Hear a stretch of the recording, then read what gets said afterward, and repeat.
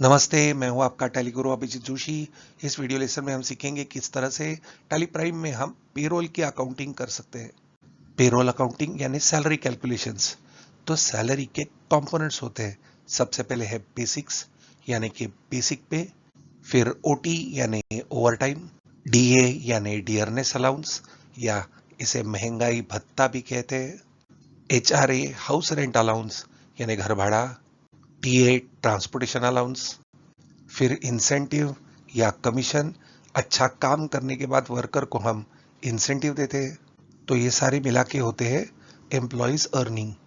फिर आते हैं डिडक्शंस। उनमें पहला है पीएफ यानी प्रोविडेंट फंड, फिर कटता है पीटी यानी प्रोफेशनल टैक्स। तो एम्प्लॉय अर्निंग्स और एम्प्लॉय के डिडक्शन ये आपके पे स्लिप में दिखेंगे। तो अर्निंग्स को जोड़ के और डिडक्शंस को माइनस करके हमें मिलता है नेट सैलरी। फिर कुछ ऐसे कंपोनेंट्स हैं जिनका असर नेट सैलरी पे नहीं पड़ता है।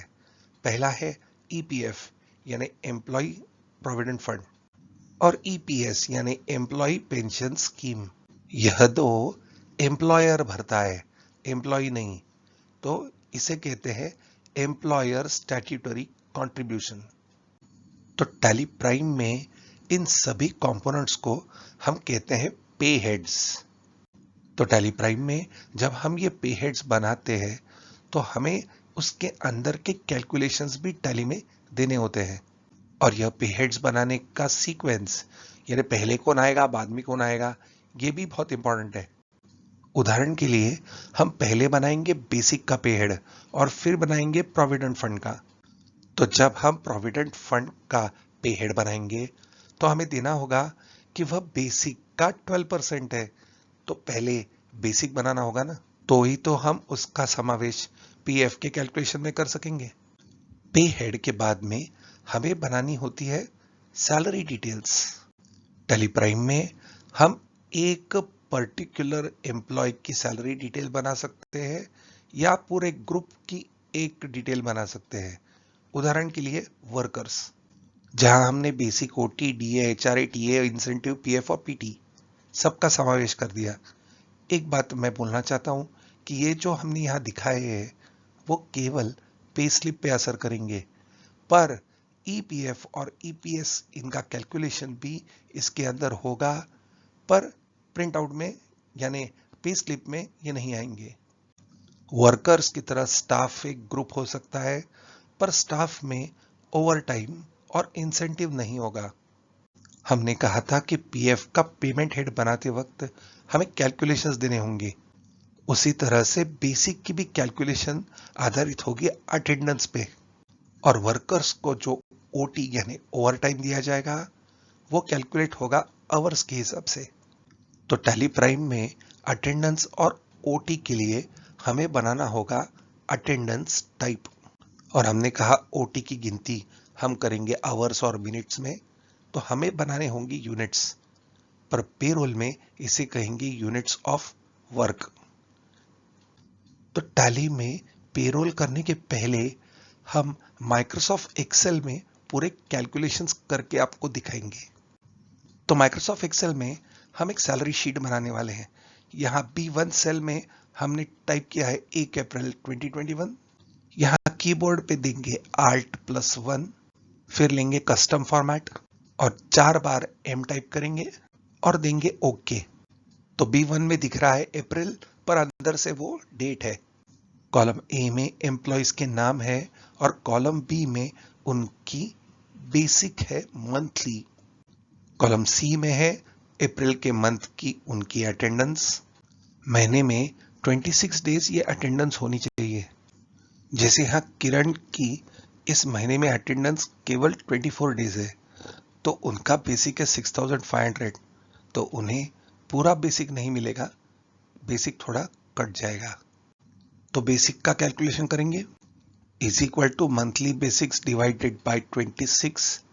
ऐसा करने से हमें आएगा एक दिन का बेसिक, और उसे हम मल्टीप्लाई करेंगे डेज वर्क के साथ।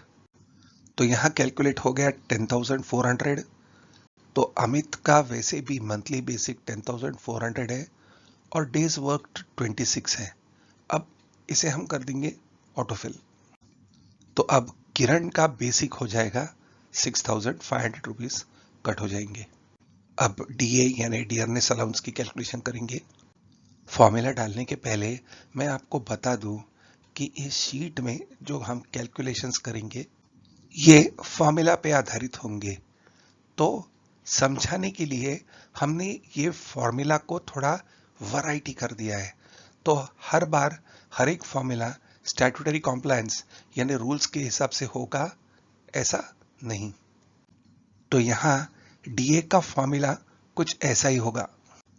तो हम यहाँ ऐसा कुछ फॉर्मूला देंगे कि अगर बेसिक्स 5,000 या 5,000 से कम होगा तो डीए मिलेगा बेसिक का 20%, नहीं तो मिलेगा बेसिक का 10%।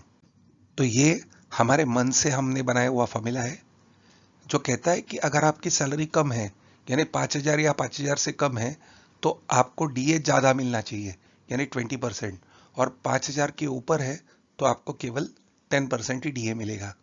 अब इस फॉर्मूला को ऑटोफिल कर देंगे। अब हम यहां निकालेंगे अर्न्ड बेसिक। ये होगा बेसिक प्लस डीए, इसे भी कर देंगे ऑटोफिल।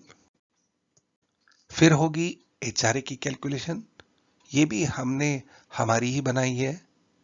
तो एचआरए होगा बेसिक प्लस डीए का 30%। तो बेसिक प्लस डीए हमने अर्न्ड बेसिक में बना के रखा है यहां, तो हम यहां देंगे अर्न्ड बेसिक इंटू 30%। अब इसे भी ऑटोफिल कर देंगे। अब यहां है ओटी आवर्स, कितने वर्कर ने कितना ओवर टाइम किया है ये गिना जाएगा आवर्स में, जो यहां टाइप किया गया है। और यहां टाइप किया गया है ओटी का रेट, यानी पर आवर उस वर्कर को कितना ओटी दिया जाएगा। तो अब हम कैलकुलेट करेंगे ओटी का अमाउंट, जो होगा ओटी के आवर्स मल्टीप्लाइड बाय 1 घंटे का ओटी का रेट, उसे भी कर देंगे ऑटोफिल। फिर है टीए ट्रांसपोर्टेशन अलाउंस, ये हर एक एम्प्लॉय या वर्कर का फिक्स्ड है, तो इसे यहां हमने कॉलम के में टाइप करके रखा है। फिर इंसेंटिव या कमीशन, ये एक वेरिएबल पे है। पिछले महीने में आपने काम अच्छा किया था, आपको इंसेंटिव मिला, पर ये महीने में नहीं मिल रहा है क्योंकि आपने बराबर काम नहीं किया। तो हर महीने ये चेंज होते जाएगा, इसलिए इसे कहते हैं वेरिएबल पे। उसके बाद हम निकालेंगे टोटल अर्निंग्स। तो टोटल अर्निंग्स होगी earned basics plus HRA plus OT amount plus TA plus incentive, इसे भी कर देंगे ऑटोफिल। फिर इसके बाद में हम कैलकुलेशन करेंगे डिडक्शंस का। अब जो फॉर्मूला हम अप्लाई करने वाले हैं वो स्टैट्यूटरी के हिसाब से यानी पेरोल के कंडीशंस के हिसाब से बराबर है। हमने बनाए हुए डीए और एचआरए जैसा नहीं है। खैर, तो हम यहाँ पीटी अब कैलकुलेट करेंगे। तो अर्न्ड बेसिक अगर 15,000 से कम है तो बेसिक का 12% ये पीटी कटेगा, और अगर अर्न्ड बेसिक्स 15,000 या उससे ज्यादा है तो 1,800 यानी 1,800 कटेगा। पर ये 1,800 नंबर क्यों? अगर हम 15,000 का 12% निकालते हैं तो वो हो जाएगा 1,800। इसलिए 15,000 या 15,000 के ऊपर आपका कितना भी अर्न बेसिक हो, आपका केवल 1,800 ही पीएफ कटेगा। अब इसे भी कर देंगे ऑटोफिल। हमने पहले ही कहा कि पीएफ एक डिडक्शन है, तो पीएफ सैलरी में से काटा जाएगा और जमा किया जाएगा गवर्नमेंट के एक स्कीम में, जहां इसके ऊपर इंटरेस्ट मिलेगा यानी ब्याज मिलेगा। तो पीएफ कटने से फायदा ही होता है, पर वो हर महीने कटता है। फिर है पीटी यानी प्रोफेशनल टैक्स। यह फॉर्मूला हमारे हिसाब से नहीं बनाया है, ये रूल के हिसाब से है, और ये भी महाराष्ट्र के लिए एप्लीकेबल है। तो पीटी कैलकुलेट किया जाएगा टोटल अर्निंग्स पे। अगर टोटल अर्निंग्स 7,500 या उससे कम होगी तो पीटी नहीं काटा जाएगा। नहीं तो अगर टोटल अर्निंग 10,000 या उससे कम है तो 175 काटा जाएगा, और अगर अर्निंग्स 10,000 से ज्यादा है तो वो होगा 200। पर इसमें भी एक ट्विस्ट है। हम कैलकुलेशन कर रहे हैं अप्रैल के मंथ का, पर अगर मंथ फरवरी है यानी 2, तो पीटी कटेगा 300 और बाकी के 11 महीने कटेगा 200। यहां आया 200 क्योंकि टोटल अर्निंग्स 10,000 से ज्यादा 16,072 है। इसे भी करेंगे ऑटोफिल। अप्रैल के महीने में अमित का पीटी आ रहा है 200। हम यहां मंथ चेंज करके देखते हैं। यहां 4 को कर देंगे 2, तो अब आ रहा है 300। फॉर्मूला बराबर है, देंगे कंट्रोल Z। अब कैलकुलेट करेंगे नेट सैलरी, जो होगी total earnings minus PF minus PT. इसे भी कर देंगे ऑटोफिल। अब तक हम कर रहे थे एम्प्लॉइज के अर्निंग और डिडक्शंस का कैलकुलेशंस। अब करेंगे एम्प्लॉयर्स कंट्रीब्यूशन। हमने देखा कि पीएफ ये एम्प्लॉय के सैलरी में से काटा जाता है, उसे जमा किया जाता है एक पीएफ अकाउंट में, जिसे कहते हैं पीएफ अकाउंट नंबर 1। तो ये काटा हुआ पैसा हो जाएगा एम्प्लॉय का कंट्रीब्यूशन। एम्प्लॉय कंट्रीब्यूट करता है 12%, तो एम्प्लॉयर भी 12% कंट्रीब्यूट करता है। पर एम्प्लॉयर के कंट्रीब्यूशन को 2 हिस्सों में बांटा जाता है। पहला जाता है 8.33% एम्प्लॉय के पेंशन स्कीम में, और बचा हुआ 3.67 जाता है पीएफ अकाउंट नंबर 1 में। तो पीएफ 12% जमा होता है एम्प्लॉय का काट के, और उसमें जोड़ा जाता है 3.67% एम्प्लॉयर ने कंट्रीब्यूट किया हुआ पीएफ। तो पहले हम यहां ईपीएस यानी एम्प्लॉय पेंशन स्कीम का कैलकुलेशन करेंगे।